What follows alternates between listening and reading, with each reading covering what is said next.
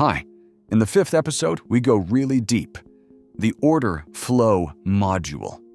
Until now, we looked at the market from above, the whole picture in pulse, dozens of charts in charts. Now, we go under the hood of a single candle and see what happens inside. Who is actually buying, who is selling, and where the biggest capital is waiting. This is market microstructure, the closest look there is. Order flow works for 100 coins in real time. The data streams straight from exchanges. For the 15 hottest ones, marked as hot, the heat map refreshes as often as every 20 seconds.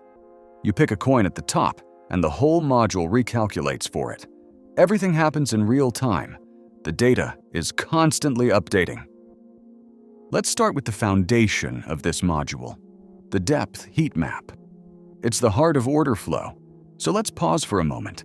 Imagine that below the current price and above it, there are resting orders, people and institutions waiting to buy lower or sell higher. The depth heat map shows exactly those waiting orders in real time for every time frame. It's a view of the order book streamed straight from the exchanges. How to read it? Color shows how much capital is waiting at a given level. Cool colors are quiet, thin spots. Hot ones, red, bright, are liquidity walls, levels where enormous capital is waiting, and such walls act like a magnet or a barrier. Price often pulls toward them or bounces off them. So you see not just where price is now, but where it may actually want to go. On top of the heat map, you can layer more overlays. Each adds a different dimension. You turn them on with one click at the top. Let's go through the key ones: candles and delta candles. That's the familiar price chart. But delta candles also show whether aggressive buying or selling dominated within each candle. Volume shows activity. Cumulative delta is one of the most important signals. It sums aggressive buying minus aggressive selling, so at a glance, you see which side is pressing harder. Liquidation bubbles are levels where positions were forced out of the market. The bigger the bubble, the bigger the wave of liquidations there. And 2 structural overlays. Structure, marked as MTBOS, plots the key trend breakpoints on the chart, showing when the market changes character. And POC and value area are the levels where the most trading clustered. I'll say more about those with the reports. Each overlay toggles freely, so you build exactly the picture you need. Above the heat map, there's a control panel to tune the view to yourself. First of all, the time frame, from 20 seconds to a full day. The heat map intensity slider and the liquidation threshold decide how strongly the data is highlighted. And in the advanced settings, you can smooth the image, filter out small liquidity, boost contrast, or stretch the chart horizontally. If you get lost, one reset button restores the defaults. You don't need to touch this at the start, but once you get the module, these sliders let you pull out exactly what you want to see. Finally, the most interesting analytical part, the liquidity reports. And here's one important thing worth seeing. When you turn on this layer, 2 things happen at once.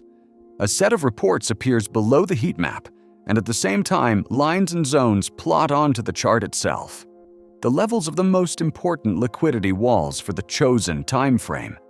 Color shows their intensity, so the report and the picture work together. You read the numbers below and immediately see them on the chart. There are 5 reports. The first is liquidity detection. It finds the biggest buy and sell walls, the support and resistance levels, and tells you how confident that reading is. You can pick the time frame you care about and get the top levels for it, and those levels plot straight onto the chart, so you see them not just as numbers, but on the picture too. The second is the volume profile. It shows the level where the most trading clustered, marked as POC. That level acts like a magnet. Price tends to return to it. The third is liquidations, how many positions were flushed, and whether a cascade is running or the market is absorbing them. The fourth is tactical signals. It detects sharp hits into liquidity and spots where someone is deliberately hunting orders.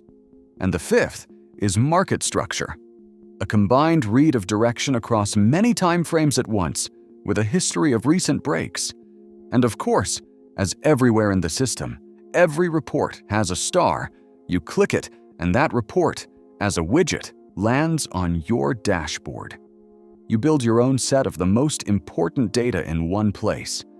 And of course, as everywhere in the system, every report has a star.